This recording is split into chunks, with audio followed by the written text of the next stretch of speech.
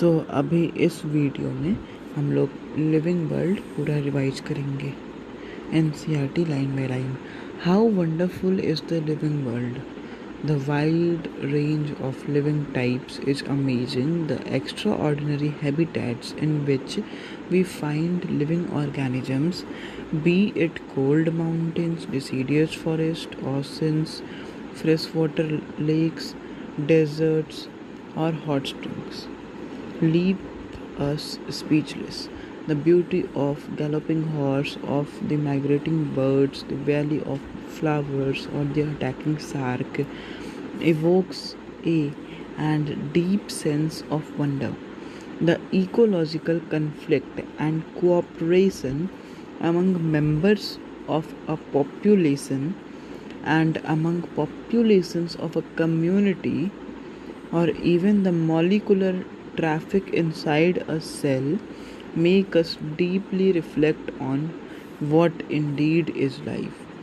This question has two implicit questions within it. Implicit यानी कि छुपा हुआ, मतलब उसी के साथ जो क्वेश्चन आता है. The first is a technical one and seeks answer to what living is as opposed to the non-living. And the second is a philosophical one and seeks answer to what the purpose of life is. As scientists, we shall not attempt answering the second question. We will try to reflect on what is living. ये simple introduction part है, इसका कोई ज़रूरत नहीं है, फालतू है, हटाओ इसको. What is living? When we try to define living, we conventionally look for distinctive characteristics exhibited by living organisms.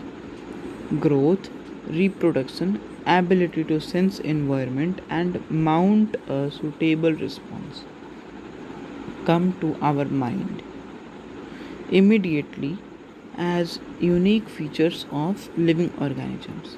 One can add a few more features like metabolism, ability to self-replicate, self-organize, interact and emergence to the list. अब उसको understand करते हैं.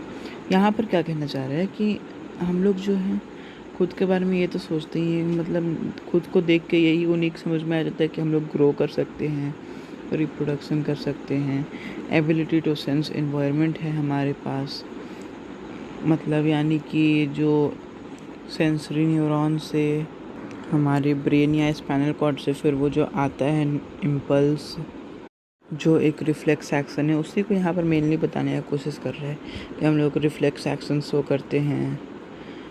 तो यही बताने की कोशिश करा है इस लाइन में. अब आगे का लाइन पढ़ते. All living organisms grow. ये स्टेटमेंट है NCERT का, इसको याद रखना है. All living organisms grow. जितने भी लिविंग ऑर्गेनिजम्स होंगे सारे ग्रो करेंगे. Increase in mass and increase in number of individuals are twin characteristics of growth.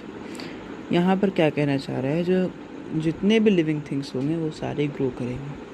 हालांकि नॉन लिविंग थिंग्स भी ग्रो करते हुए देखे गए हैं, मगर जितने भी लिविंग थिंग्स होंगे सारे इस फीचर को फॉलो करेंगे कि वो ग्रो करते हैं. तो इसमें ग्रो करने का दो तरीके से होता है, एक इंक्रीज इन मास और एक increase in number. Increase in mass यानी कि वेट बढ़ जाना या मास बढ़ जाना. सिंपली जैसे पहाड़ के केस में आप देखोगे, पहाड़ जैसे कि जब बर्फ़ गिरता है तो मतलब पहाड़ को ढक लेता है, तो उससे उसका मास बढ़ जाता है, तो इसलिए उसे कह सकते हैं कि वो एक्सटेंसिव ग्रोथ है. वो भी आगे पढ़ना है. Increase in number of individuals, जैसे कि आपने देखा होगा अमीबा होता है, वो बाइंड्री फ्यूज़न करके 2 सेल बना लेता है, तो वही increase in number of individual हो रहा है ना, तो ये इसको भी ग्रोथ कहेंगे. अब आगे बढ़ते हैं. Multicellular organisms grows by cell division. In plants the growth by cell division occurs continuously throughout their life span. In animals, this growth is seen only up to a certain age. Plants में ये दिखता है जब तक कि वो ज़िंदा रहते हैं, मतलब through out their life span. और जो एनिमल्स होते हैं उनमें एक पर्टिकुलर पीरियड ऑफ टाइम पर ही देखने को मिलते हैं। जैसे कि अभी जब बच्चा जन्म लेता है तब वो नंबर ऑफ ग्रोइंग सेल्स ज़्यादा होता है, तभी तो वो ग्रो करता है, सेल डिवीज़न ज़्यादा होता है। और जब 50 ईयर्स का हो जाता है तो सेल डिवीज़न इक्वल हो जाता है, मतलब जितना डेड कर रहा है सेल उतना ही सेल वापस से बन भी रहा है। और ओल्ड होते होते जितना डेड कर रहा है उससे कम सेल बनने लगते हैं, जिसके कारण हमारी नेक्रोसिस हो जाती है, cell to cell necrosis. Necrosis मतलब डेथनिंग ऑफ सेल। तो ऐसे ही करते हम लोग मर जाते हैं। तो यही यहाँ पर बताने का कोशिश कर रहा है कि प्लांट में ये लाइफ स्पैन में देखा रहता है, throughout life span. Animals में बस एक सर्टेन एज तक। However, cell division occurs in certain tissues to replace lost cell. Cell division बहुत सारे टिश्यूज में होता है लॉस्ट सेल को वापस से लाने के लिए। Unicellular organisms grow by cell division. Unicellular organisms grow by cell division. One can easily observe this in vitro cultures by simply counting the number of cells under the microscope. In majority of the higher animals, अब इसे समझते हैं इस line को पढ़ने से पहले। तो इसमें यही कहने की कोशिश कर रहा है कि जो यूनिसेलुलर ऑर्गेनिजम्स होते हैं उनमें हम लोग ग्रोथ बस सेल डिवीज़न से ही देखते हैं। उनका नंबर स्प्लिट हो जाता है तब हम लोग उसमें वो ग्रोथ देख पाते हैं। जैसे कि बाइनरी फिजन हुआ तो 2 सेल में डिवाइड हुआ ना, तो वही कहना चाह रहे हैं। एंड फिर ये हम लोग ईज़िली ऑब्जर्व कर सकते हैं इन विट्रो कल्चर, यानी कि टेस्ट ट्यूब में हम लोग ऑब्जर्व कर सकते हैं, उसमें काउंट भी कर सकते हैं सेल्स को माइक्रोस्कोप के अंदर। हाँ, अब आगे बढ़ते हैं। In majority of higher animals and plants growth and reproduction are mutually exclusive events. One must remember that increase in body mass is considered as growth. Non-living objects also grow if we take increase in body mass as a criterion for growth. Mountains, boulders, and sand mounds do grow. However, this kind of growth exhibited by non-living organisms is by accumulation of water, accumulation of material on the surface. In living organisms, growth is from inside.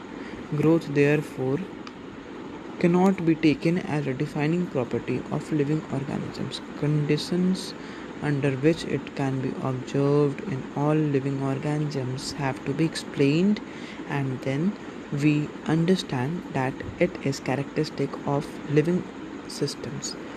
A dead organism does not grow. तो यहाँ पर वही कहने की कोशिश कर रहा है जो मैं पहले बता चुका हूँ। म्यूचुअली एक्सक्लूसिव इवेंट, यानी कि जो बाहर से दिखता है, जिससे मास बढ़ रहा है पहाड़ का बर्फ़ के कारण। फिर उसके बाद म्यूचुअली इंक्लूसिव इवेंट्स जो इंक्लूसिवली सेल्स में होते हैं, उसमें आपको दिख नहीं रहा बट हो रहा है ग्रोथ, वो हो गया। मतलब जो इंक्लूसिव वाला हुआ वो ह्यूमंस में होता है, म्यूचुअली एक्सक्लूसिव वाला नॉन लिविंग थिंग्स में। तो उसी लिए ग्रोथ को हम लोग कंसिडर नहीं कर सकते हैं एक defining feature of a living being. Reproduction likewise is a characteristic of living organism. ये भी कैरेक्टरिस्टिक है लिविंग ऑर्गेनिज्म का। In multicellular organisms, reproduction refers to the production of progeny possessing features more or less similar to those of parents. Invariably and implicitly, we refer to sexual reproduction. Organisms reproduced by asexual means also. Fungi multiply and spread easily due to millions of asexual spores they produce. In lower organisms like yeast and hydra, we observe budding. In planaria, we observe true regeneration. That is, a fragmented organism regenerates the lost part of its body and becomes a new organism.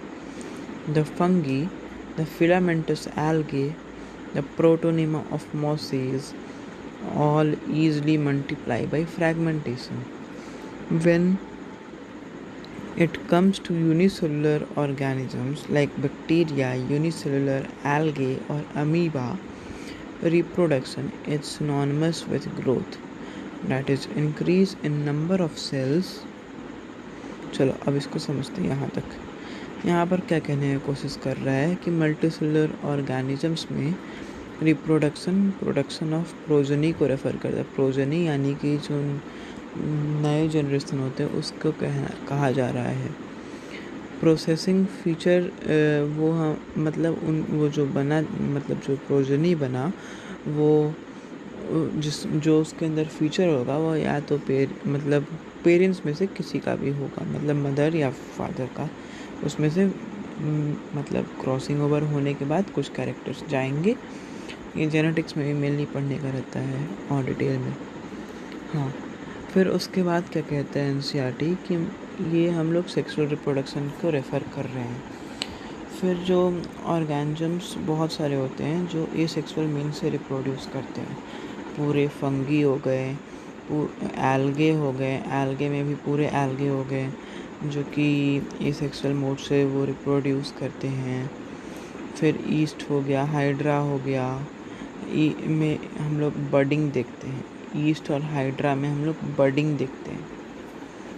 ये budding क्या होता है? Budding मतलब एक बड़ा cell है, उसके ऊपर से ही बड बन के ये निकलता है. फिर उसके बाद in planaria flat worms we observe true regeneration यानी कि प्लानेरिया को अगर आप काट दोगे किसी भी पार्ट से, वो पूरा पार्ट एक नया प्लानेरिया बन जाएगा. That is, a fragmented organism regenerates the lost part of its body and becomes a new organism. यही बताने की कोशिश किया है NCERT. In fungi, the filamentous algae और प्रोटोनेमा ऑफ मॉसेज, ये सारे फ्रैगमेंटेशन से मल्टीप्लाई कर सकते हैं. ये आप लोग पढ़े होंगे प्लांट किंगडम में भी. प्लांट किंगडम में से डिटेल में बताया गया है कि filamentous algae, protonema of masses और ये फंगी कैसे फ्रैगमेंटेशन करते हैं. प्लांट किंगडम हो गया और किंगडम वो प्रोटिस्टा फंगी वाला जो अलग से चैप्टर बनाया गया है उसमें भी है. जब ये यूनिसेलुलर ऑर्गेनिजम्स पे बात आते हैं तो उसमें यूनिसेलुलर एल्गे हो गया, अमीबा हो गया. तो reproduction is synonymous to growth. मैं पहले ही बता चुका हूँ, इनमें जो ग्रोथ होता है वो रिप्रोडक्शन ही होता है. तो यही हो गया. Increase in number of cells इसमें हो जाते हैं. फिर एनसीईआरटी ये कहता है कि हमें ग्रोथ और रिप्रोडक्शन का असली मीनिंग नहीं मालूम है, कहाँ पर ग्रोथ लगाना है, कहाँ पर रिप्रोडक्शन लगाना है. तो यही कहना चाह रहा है एनसीईआरटी. फिर ये भी कह रहा है कि कुछ वर्कर भी होते हैं बी के फैमिली में, वो रिप्रोड्यूस नहीं कर सकते. फीमेल होते हैं वो और रिप्रोड्यूस नहीं कर सकते हैं. ये भी पढ़ाई हो चुका है. फिर उसके बाद आता है इनफर्टाइल ह्यूमन कपल, वो भी रिप्रोड्यूस नहीं कर सकते हैं. नॉन एम्ब्रियो फॉर्मेशन होगा. तो यही सब यहाँ पर बोल रहा है कि रिप्रोडक्शन भी ये एक इसको कैरेक्टर नहीं मान सकते हैं. ये लिविंग ऑर्गेनिजम्स का, सारे लिविंग ऑर्गेनिजम्स का कैरेक्टर ये नहीं है. फिर आगे पढ़ते हैं. Another characteristic of life is metabolism. All living organisms are made of chemicals. These chemicals small and big, belonging to various classes, sizes, functions, etc., are constantly being made and changed into biomolecules. These conversions are chemical reactions or metabolic reactions. There are thousands of metabolic reactions occurring simultaneously inside all living organisms, be they unicellular or multicellular. All plants, animals, fungi, and microbes exhibit metabolism, the sum total of all chemical reactions occurring in our body is metabolism. No non-living object exhibits metabolism. Metabolic reactions can be demonstrated outside the body in a cell-free system.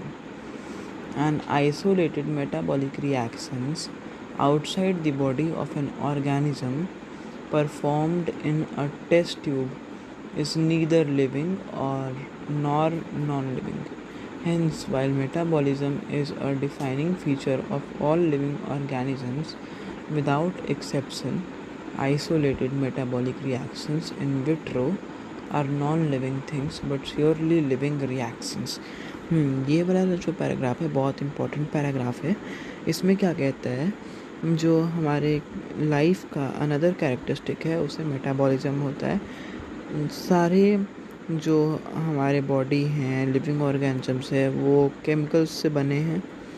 ये chemicals छोटे होते हैं, बड़े होते हैं, बहुत सारे classes से बिलोंग करते हैं, साइजेस फंक्शंस इसका अलग अलग होता है. तो और यही सब मतलब मॉडिफाई होकर बायोमॉलिक्यूल्स बनते हैं, तो फिर हमारा बॉडी उससे बन पाता है. तो यही कह रहा है कि ये जो कन्वर्जेंस होता है या मेटाबॉलिक रिएक्शंस होता है इन सेल्स के अंदर बायोमॉलिक्यूल्स के कारण, बहुत सारा हमारे अंदर मेटाबॉलिक रिएक्शन चलते रहता है. तो और फिर क्या बताने की कोशिश कर रहा है कि जितने भी प्लांट हो गए, एनिमल्स हो गए, फंगी हो गए, माइक्रोब्स हो गए, सारे में मेटाबॉलिज्म देखने को मिलेगा आपको. मेटाबॉलिज्म होता क्या है, तो एनसीईआरटी कहता है the sum total of all chemical reactions occurring in our body is metabolism. यानी कि जितने भी केमिकल रिएक्शंस अकर कर रहे हैं उन सारे को जोड़ देंगे तो मेटाबॉलिज्म का रिएक्शन हो जाएगा. No non living things exhibit metabolism. ये यहाँ का मतलब स्पेशलिटी है. अभी तक जितने हम लोग पढ़ रहे थे, रिप्रोडक्शन पढ़ा हम लोगों ने, ग्रोथ पढ़ा, ये सारे जो हैं मतलब अभी तक ये वैलिड नहीं हुए थे 100% करेक्ट. मगर जो मेटाबॉलिज्म है, मेटाबॉलिज्म में यही बताने कुछ मतलब यही कह रहा है कि मेटाबॉलिज्म सारों के पास होती है, कोई नॉन लिविंग थिंग्स के पास मेटाबॉलिज्म नहीं होता है. मेटाबॉलिक रिएक्शंस जो होता है वो हमारे बॉडी के बाहर सेल फ्री सिस्टम में हम लोग करा के देख सकते हैं. आइसोलेटेड मेटाबॉलिक रिएक्शंस उसे कहेंगे. वो टेस्ट ट्यूब में किया जाएगा. वो लिविंग भी नहीं है और ना ही नॉन लिविंग है.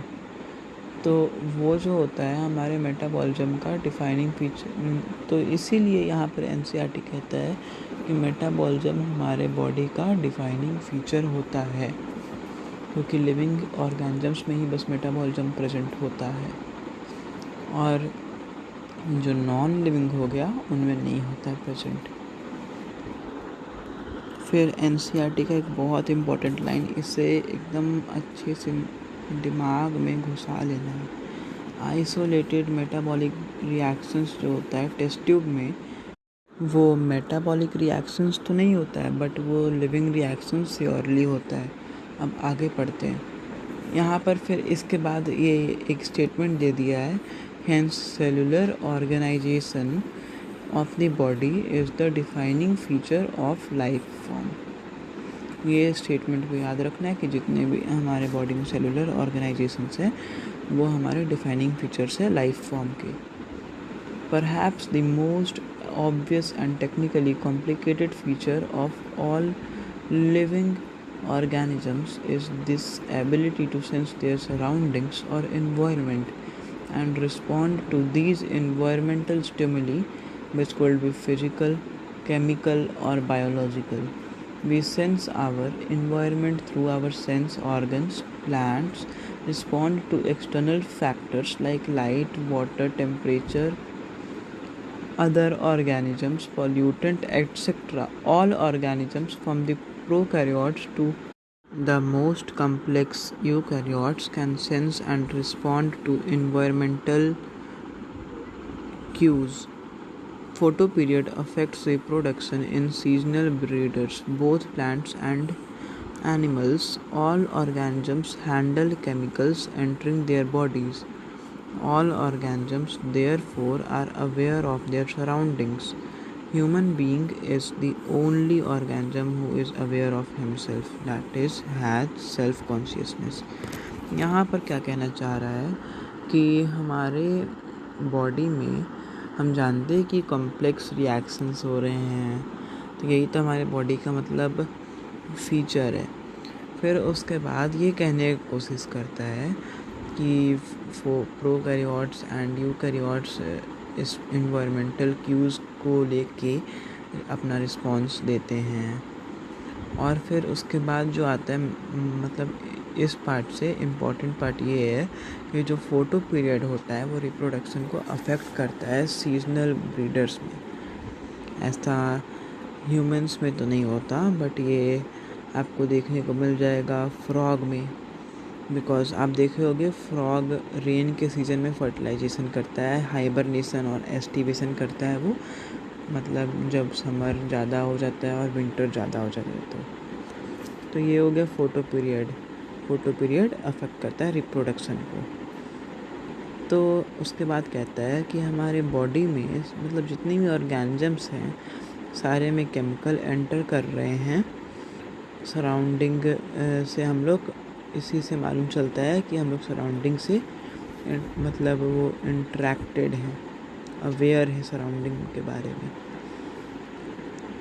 तो यही जो स्टेटमेंट है इससे हम लोग ये इन्फर कर सकते हैं कि जो ह्यूमन बींग्स होता है उसके पास बस सेल्फ कॉन्शियसनेस होता है, बस ह्यूमन बींग्स के पास सेल्फ कॉन्शियसनेस होता है, यानी कि ये खुद के बारे में सोच सकता है।